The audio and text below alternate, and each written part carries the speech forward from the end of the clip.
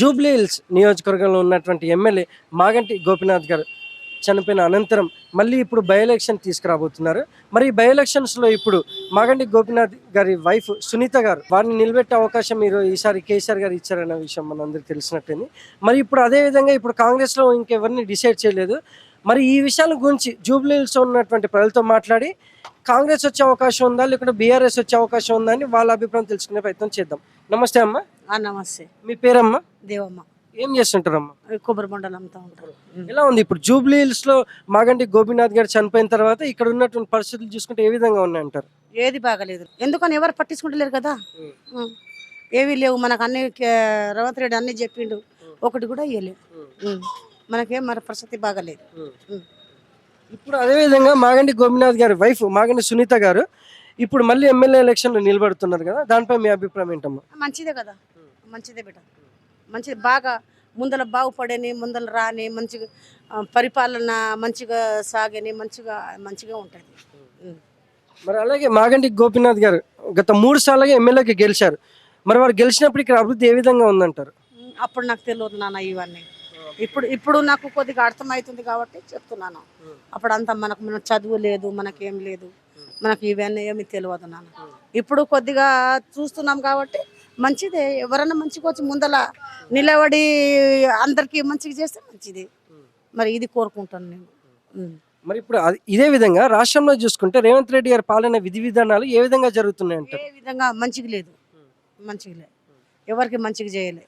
అన్నీ current free ఇస్తా అన్నాడు, గ్యాస్ 500కి ఇస్తా అన్నాడు, మహిళకి మా కోడలు కూడా వస్తుంది అంత కూడా. ఇంకా 2500 ఇస్తామన్నారు, సూటియా కూటి ఇస్తా అన్నాడు, అవి ఏది ఇవ్వలేదు నాన్న.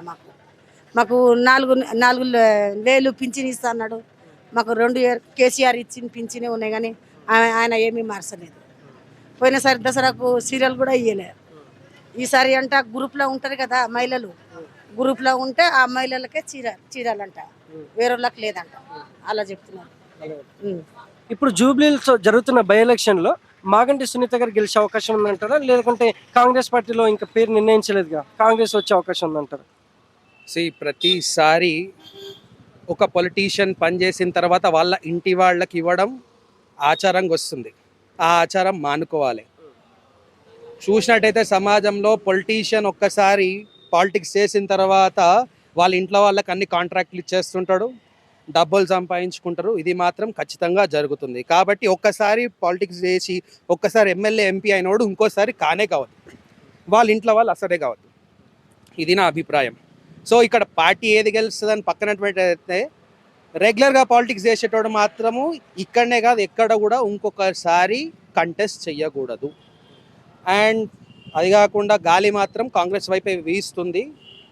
స్టిల్ నేను టీఆర్ఎస్ వ్యక్తిని, బట్ స్టిల్ కాంగ్రెస్ వైపు గాలి వీస్తుంది కాబట్టి చెప్పలేం కాంగ్రెస్ సైడ్ ఉండొచ్చు. ఎందుకంటే చాలా పంచాయతీలు అనేవి నడుస్తున్నాయి, స్కామ్స్ మీద కూడా ఇష్టం వచ్చినట్టు మాట్లాడడం జరుగుతుంది. కాబట్టి లెట్ us see. ఇప్పుడు జరిగే బై ఎలక్షన్లో కాంగ్రెస్ నుంచి ఎవరు నిలబడే అవకాశం ఉందంటారు? నవీన్ యాదవ్ గారు నిలబడతారనేసి వాళ్ళ అనుచరులు, నా మిత్రులు కొంతమంది అయితే చెప్తున్నారు. అది కాకుండా మంచి పేరుంది. ఇంకొంతమంది ఏమంటారు ఆయన మంచోడై ఉండొచ్చు కానీ ఆయన వెనుకున్న వాళ్ళు కొంచెం రౌడిజం చేస్తారని కూడా నేను వినడం జరిగింది. నాకు నిజంగా అయితే తెలియదు. ప్రాబబ్లీ కాంగ్రెస్ కనుక నవీన్ యాదవ్ గారికి ఇచ్చే ఛాన్స్ ఉందనేసి విషయం అంతే. మాగంటి గోపీనాథ్ గారు గతంలో 3 సార్లు గెలిచారు కదా, ఉన్నప్పుడు అభివృద్ధి ఏ విధంగా ఉందంటారు జూబ్లీ హిల్స్లో? అభివృద్ధి పక్కన పెట్టినట్టయితే వేరే పార్టీ నుంచి వచ్చిన వాళ్ళు ఎవరైతే ఉన్నారో వాళ్ళ ఇళ్ళకి వెళ్ళి కొట్టడం కూడా జరిగింది. అది కూడా అందరం చూసినాము.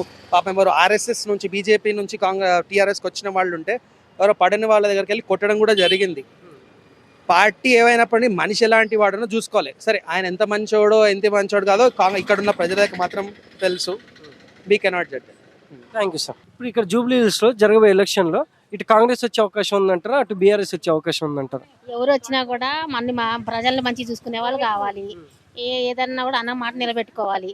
ప్రజలు ఇబ్బంది పెట్టే వాళ్ళకు రావచ్చు, కలుద్దామని వచ్చినా కూడా కలవనివ్వరు కదా. ఏదైనా సమస్యలు చెప్పుకుందామన్నా కూడా మంచి అభివృద్ధి చెందే వాళ్ళు అయితే మనకి ఎవరైనా చెప్తారు అంతే, దాంట్లో ఏం లేదు. రేవంత్ రెడ్డి వచ్చి ఏం చేశాడు? 2,500 పింఛన్ అన్నాడు, 3 సంవత్సరాలు అయిపోయింది, 4వ సంవత్సరం పడుతుంది. ఇంకా 5వ సంవత్సరం అయితే ఇంకొకరు తీసుకుంటారు, ఎన్నికలు అయిపోతాయి. ఇంకేముంది? ఎవరు వచ్చినా మనకి ఏం లేదు. అందరూ ఒకటే, కాకపోతే కొంచెం ప్రజలను కొంచెం పరిపాలించే వాళ్ళు మంచి వాళ్ళు కావాలంతే. ఇక్కడ ఉన్నటువంటి ఎమ్మెల్యే మాగంటి గోపీనాథ్ గారు చనిపోయారు కదా, ఇప్పుడు మాగంటి సునీత గారు ఎలక్షన్లో నిలబడుతున్నారు బీఆర్ఎస్ పార్టీ నుంచి. గెలిచే అవకాశాలు ఎంతవరకు ఉన్నాయంటారు? అది అందరు ఎవరి ఇష్టం వాళ్ళది. తెలియదు మాకు అంత అభివృద్ధిగా జనాలలో మేము అంత లేము చెప్తున్నాం అని. ప్రజల ఇళ్ళని చూసి, మా ఫ్యామిలీలలో చూసి, మన జనాల వాళ్ళు కొంచెం చూసి చెప్తున్నాం అంతే. రేవంత్ రెడ్డి గారు ఉన్నారు, అందరికి ఇల్లులు ఇచ్చారు. ఆ? ఇప్పుడు ఆడపిల్లగాళ్ళు ఇప్పుడు కొంతమంది చాలా మందికి పెన్షన్లు రావట్లేదు, వాళ్ళని కూడా గమనించాలి. అతను ఇంక్వైరీ బాగా చేయాలి, ఇంక్వైరీ మోసాలు జరుగుతున్నాయి వాటిని కూడా కనిపెట్టాలి. అలాంటి వాటికి మరి అతను ఒక కన్ను ఇంక చిన్నగా చూడకుండా పెద్దగా చూడాలి, పెద్దగా చూడాలి ఆయన. రెస్పెక్ట్ ఇప్పుడు ఎమ్మెల్యే ఆఫీస్కి వెళ్ళినా, లేకపోతే ఇదేంటి కలెక్టర్ ఆఫీస్కి వెళ్ళినా ఎక్కడ అన్యాయం జరుగుతుంది, ఎవరు భూములు ఎవరు ఎక్కించుకుంటున్నారు, ఎవరు ధర్నాలు చేస్తున్నారు, ఎవరు భూములు ఎక్కడ అక్రమంగా ఎక్కుతున్నాయి, హక్కుదారులకు ఎందుకు రావట్లేదు భూములు కానీ, ఇల్లులు కానీ, వాకిళ్ళు కానీ, అవి గమనించాలి. ఇప్పుడు దోపిడీలు జరుగుతుంది, దోపిడీలను చూడాలి కదా రేవంత్ రెడ్డి గారు, చూడాలి. మరి ఇల్లు లేని వాళ్ళకి ఇల్లు అన్నాడు, ఉన్న వాళ్ళకి ఇల్లు వస్తుంది. మరి ఇప్పుడు మా అమ్మోళ్ళ ఊర్లో ఉన్నారు ఒకళ్ళు, చెప్తున్నా, మా ఊర్లో ఉన్నారు, కుంటే అతను ఉన్నాడు, అతను వాళ్ళలో ఉంటుండే, అతనికి ఇల్లు రాలి. రెండోడికి ఎందుకు రెండో ఇల్లు? అవి చూడాలి రేవంత్ రెడ్డి. ఎవరు గెలిచినా ఒకటే, ఎవరైనా మంచి చేస్తే చాలు. కానీ అట్లాంటి కానీ ఆడపిల్లలకి ఇప్పుడు లైటింగ్లు, మొన్న అక్కడ కేసులు అన్ని లైటింగ్లు కానీ, ఆడపిల్లలు అడుగుతాను పోతున్నా వస్తున్నా మంచి సేఫ్టీ ఇవ్వాలి. ఇప్పుడు చూడు ఫోన్ తీస్తే ఆడపిల్లల మీదనే వస్తున్నాయి, అవన్నీ చూడాలి కదా. సార్ కూడా గమనించాలి.